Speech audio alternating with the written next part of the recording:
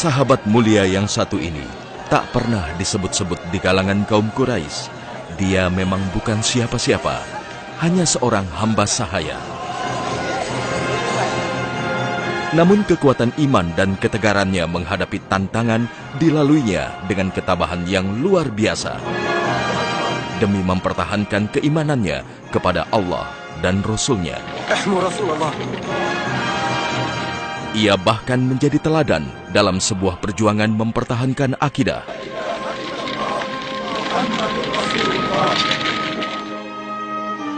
Dialah Bilal bin Rabah.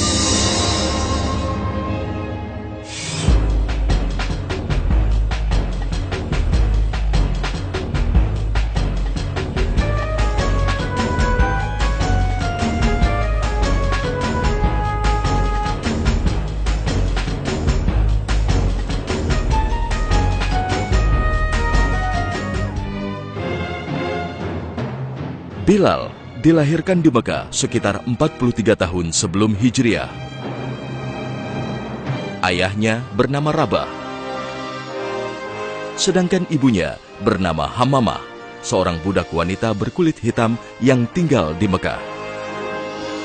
Karena ibunya ini, sebagian orang memanggil Bilal dengan sebutan Ibnu As-Sauda atau putra wanita hitam. Bilal dibesarkan di Mekah sebagai seorang budak milik keluarga Bani Abdu Adar. Saat ayah sang majikan meninggal, kemudian ia diwariskan kepada anaknya dan menjadi budak Umayyah bin Khalaf, seorang tokoh penting kaum kafir Quraisy.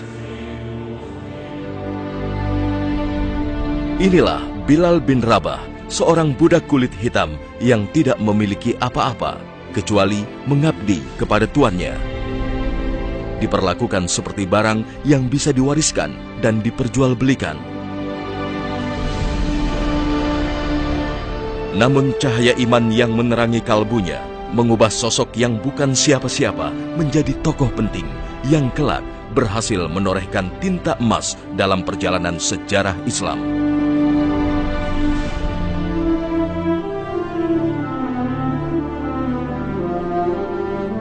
Sebagai budak seorang tokoh Quraisy, Bilal dengan tekun melaksanakan perintah dan pekerjaan yang dibebankan kepadanya. Setiap hari ia menggembala kambing milik majikannya di sekitar Mekah. Semua itu dilakukan dengan sungguh-sungguh tanpa mengeluh.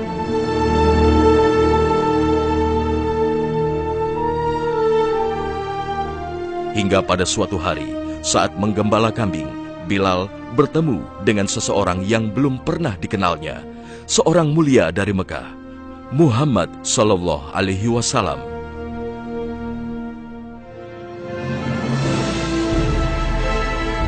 Sebuah pertemuan yang mengubah jalan hidupnya dari hanya seorang budak menjadi tokoh penting, dihormati dan disegani.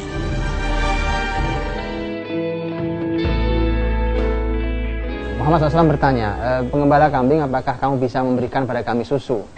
Bilal mengatakan, ada, tapi ini kambing ini untuk saya. Jadi ini adalah jatah saya. Kata Nabi Muhammad, berikan ke sini. Dibawalah oleh Bilal ke kambing yang sesungguhnya mau dia perah untuk dirinya sendiri, dibawa ke Rasulullah SAW. Kemudian Nabi diperah susunya. Seperti biasa, dalam banyak peristiwa Nabi SAW, dengan doa beliau maka makanan, minuman yang sedikit menjadi banyak dan penuh dengan keberkahan. Maka Nabi memerah susu, Nabi meminumnya, Nabi perah susu diberikan pada Abu Bakar, Nabi memerah susu diberikan pada Bilal, dan bahkan masih tersisa di kambing itu susu. Jadi seakan seperti belum diperah. Di saat itulah kemudian Nabi mengatakan bahwa, apakah kamu mau mengikuti aku adalah Nabi, aku adalah Rasul. Terjadilah perbincangan dengan Bilal, dan kemudian Bilal menyatakan diri masuk Islam saat itu. Ada hal yang menarik, yaitu bahwa Bilal radhiyallahu anhu dengan posisinya sebagai budak, tetapi dia punya nurani, dia punya hati yang bersih, dan itulah yang menjadi salah satu modal penting hidayah, karena hidayah turun di hati seseorang.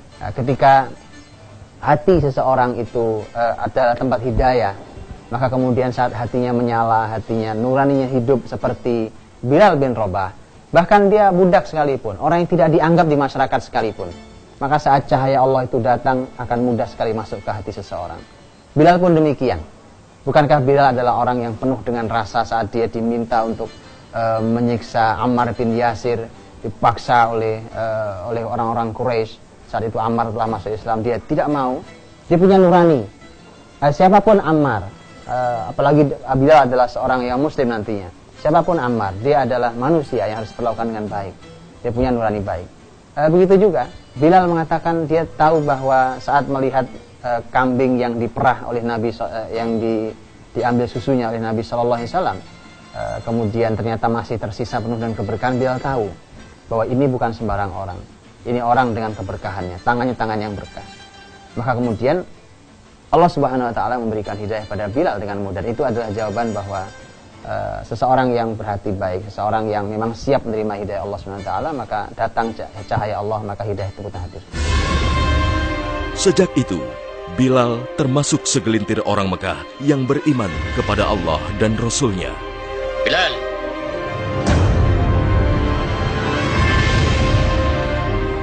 Orang berkulit hitam yang dulu dihina, bahkan para pembesar Quraisy yang ada di hadapan Ka'bah, kemudian mereka dulu menghina, tapi mereka telah masuk Islam. Sekarang mereka menyaksikan orang yang mereka hina itu berada di ketinggian bahkan di atas Ka'bah.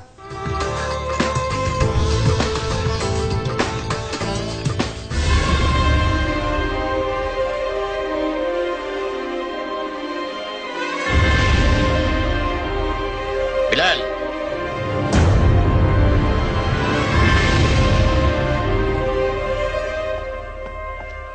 علم هذا الفتى ما هو الفرق بين سيد في مكة وبين عبد وضيع. أعطيه الصوت. اجلده جلدا لا يفوه بعده بكلمة. اجلده يا بلال. اجلده. اقتله. Sebagai seorang budak yang harus mentaati perintah majikannya, jiwa Bilal berontak dan secara tegas menolak perintah majikannya untuk berlaku kejam kepada sesama. أطعنا يا بلال.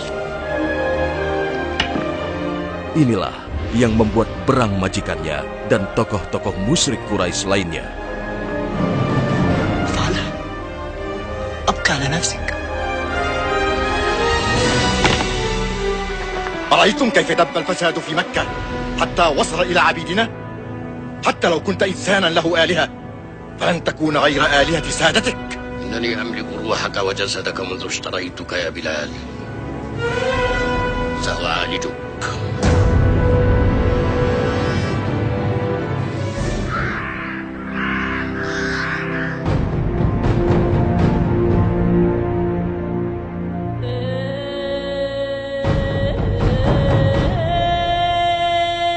Penyiksaan besar-besaran dilakukan terhadap para budak dan kaum muslimin strata rendah.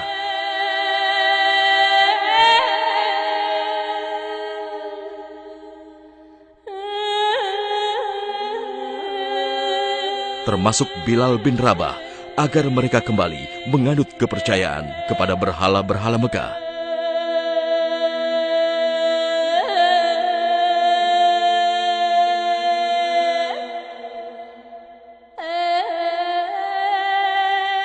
Bilal menerima siksaan dan penganiayaan lebih berat dari siapapun.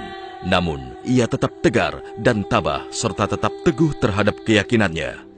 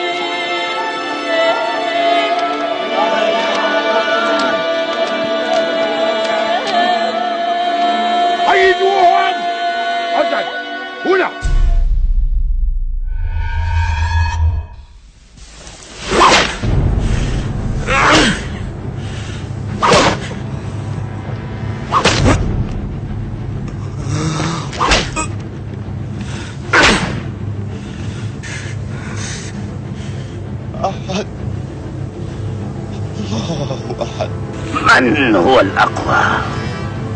أحد. أحد. تكلم. سيدك أم ربك الأحد؟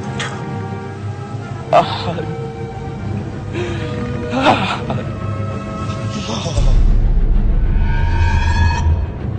Bilal kemudian dibeli oleh Abu Bakar As-Siddiq radhiyallahu anhu.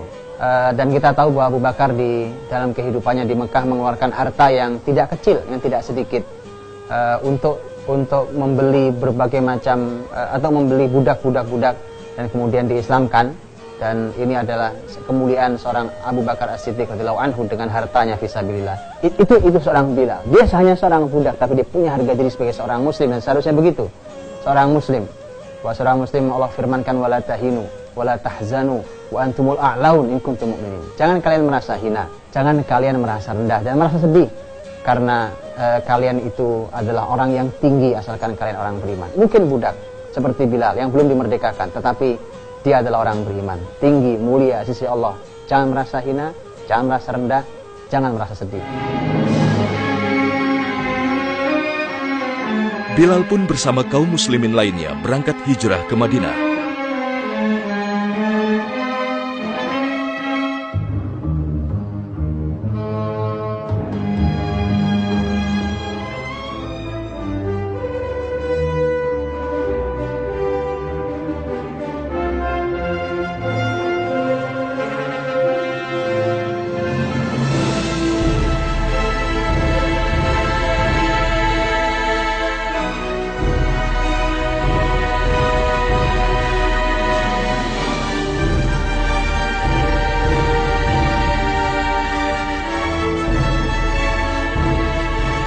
Di Madinah, Rasulullah Shallallahu Alaihi Wasallam memberinya tugas sebagai muazin. Bilal lah yang kemudian menjadi penyeru azan pertama dalam Islam setelah Masjid Nabawi selesai dibangun. وافق النبي. نعم صوت الإنسان. أنت يا بلال.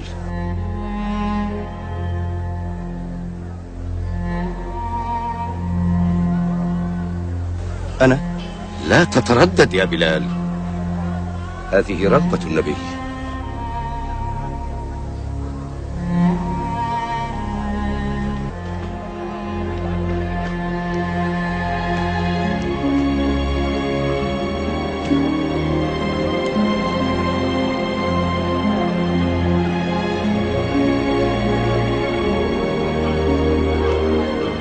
الله أكبر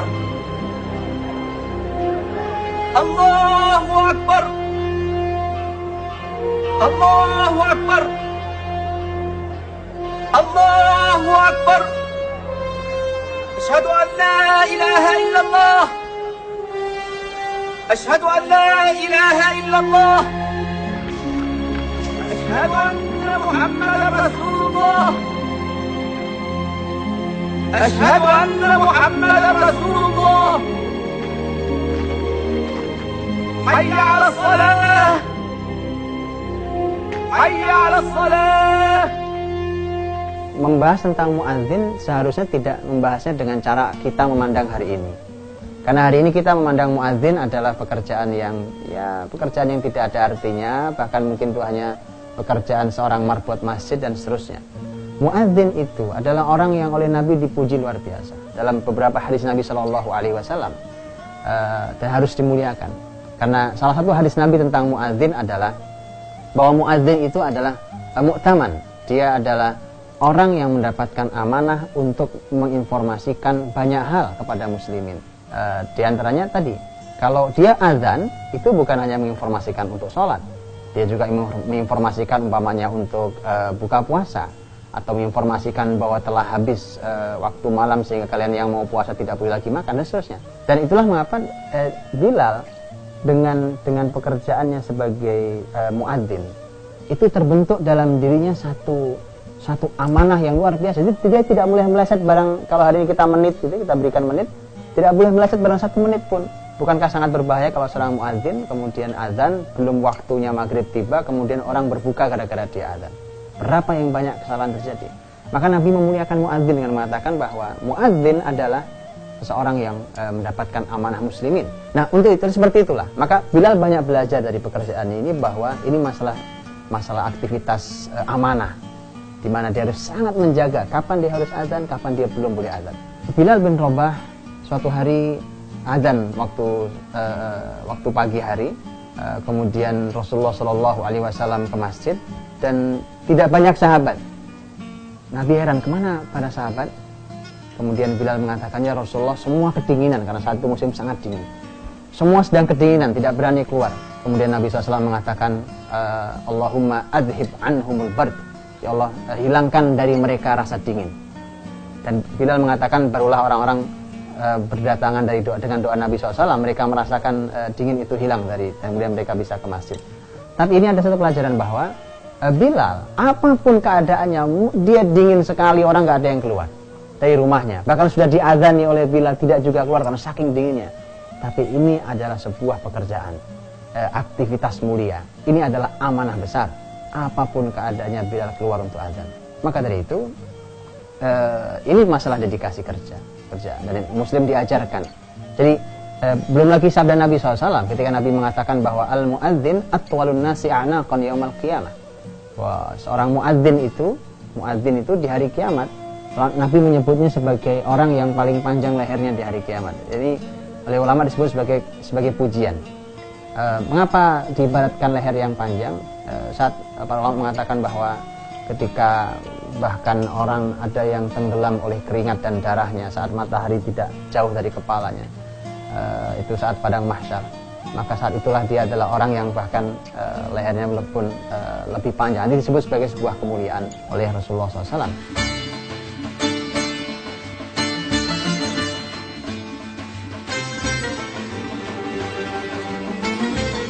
Menjadi muazin atau penyeru azan, Bilal semakin dekat dengan Rasulullah Shallallahu Alaihi Wasallam. Ia selalu mengikuti Rasulullah kemanapun pergi, saat sholat maupun jihad di jalan Allah.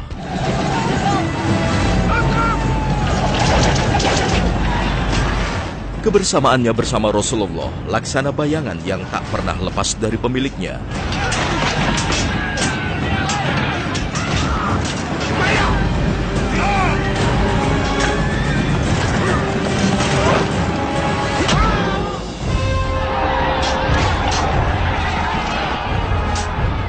Bilal begitu mencintai dan dicintai Rasulullah Shallallahu Alaihi Wasallam.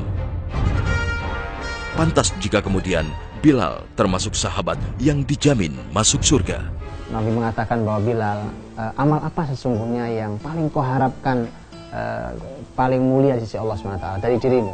Ya, amal yang paling kau harapkan pahalanya besar. Karena kata Nabi SAW, karena aku semalam mendengarkan bahwa suara sendalmu sudah ada di surga. Jadi Nabi ternyata hafal dengan suara sendal Bilal, Masya Allah. Ya. Nabi mengatakan bahwa aku mendengarkan suara jejak sendalmu di surga. Artinya kalau sendal masuk surga maka engkau berarti orang yang telah dijamin masuk surga. Dan ini hadis yang menunjukkan bahwa Bilal dijamin masuk surga. Kemudian Bilal mengatakannya, Rasulullah, sesungguhnya aku ini orang yang kalau setiap aku berwudu, kemudian aku sholat 2 rakaat sebagai bentuk syukur bahwa aku bisa bersuci. Dan ini disampaikan, ini oleh para ulama, hadis ini suka dijadikan sebagai contoh, sebagai sunnah takririyah.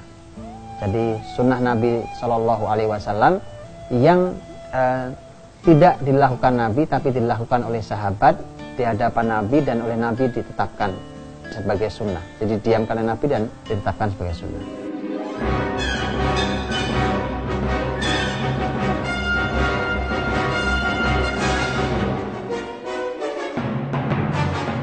Selalu bersama Rasulullah Shallallahu Alaihi Wasallam, Bilal banyak mendapat pelajaran yang mahal dari sang Nabi. Kekuatan iman dan ketulusannya menyentuh kalbu Rasulullah Shallallahu Alaihi Wasallam yang paling dalam. Ini membuat dirinya mendapat tempat tersendiri di hati Rasul dan sahabat-sahabat lainnya.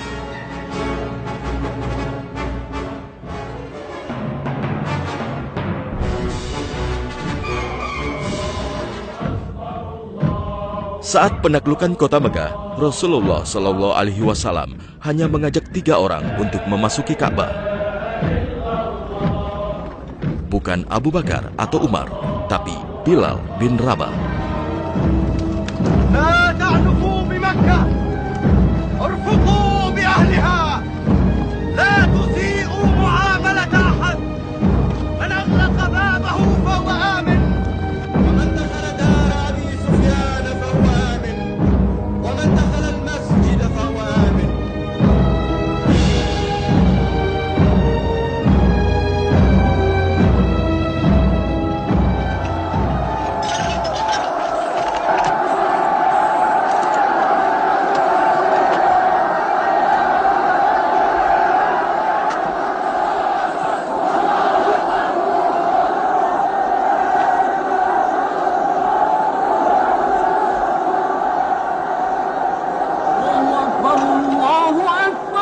Justru orang yang mendapatkan kesempatan untuk naik sampai ke atap Ka'bah hanya Bilal radhiyallahu anhu.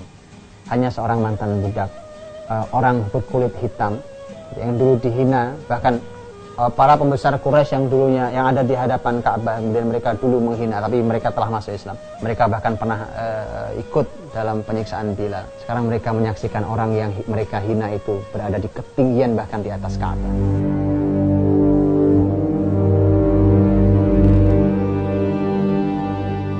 Setelah Rasulullah Shallallahu Alaihi Wasallam wafat pada 12 Rabiul Awal tahun 11 Hijriah atau bertepatan dengan 632 Masehi, Bilal tak kuasa mengumandangkan azan.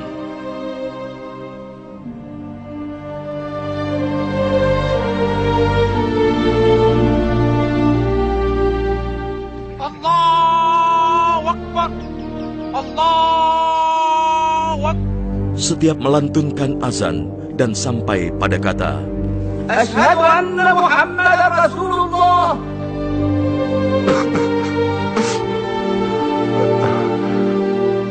Bilal menangis sejadi-jadinya, tak kuasa untuk meneruskan. Sejak itu, Bilal tak mau lagi menjadi muazin. Bilal diminta oleh Abu Bakar untuk menjadi muadzin, tapi kemudian Abu Bakar menolak. Sempat ada dialog. Kemudian Abu Bakar agak memaksa Bilal, jadilah muadzin, tetap muadzin di sini. Bilal mengatakan bahwa Abu Bakar, apakah kamu akan memaksa saya? Kalau dulu kau berjasa membebaskan aku dari perbudakan, kalau itu karena Allah maka biarkan karena Allah. Jadi jangan paksa aku karena. Jadi nampaknya Bilal merasa agak memakan jasa Abu Bakar saat dulu dia dibebaskan dari perbudakan oleh Abu Bakar As-Siddiq. Tapi jawaban Abu Bakar jelas, oh tidak, saat itu aku membebaskan karena Allah Subhanahu wa Ta'ala. Kemudian Bilal mengatakan, kalau begitu izinkan aku untuk tidak jadi muadzin kecuali hanya untuk Rasulullah SAW. Bilal pun meminta izin untuk turut berjihad ke Syam. Bilal akhirnya menetap di Damaskus, Syria hingga wafatnya.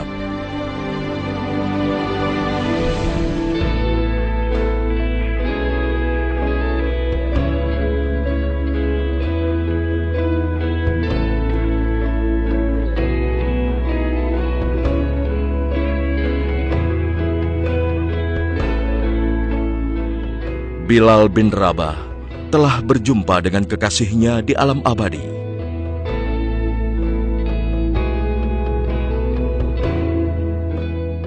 Kisahnya selalu menjadi teladan bagi kaum muslimin. Namanya selalu disebut-sebut di setiap masjid di tanah air.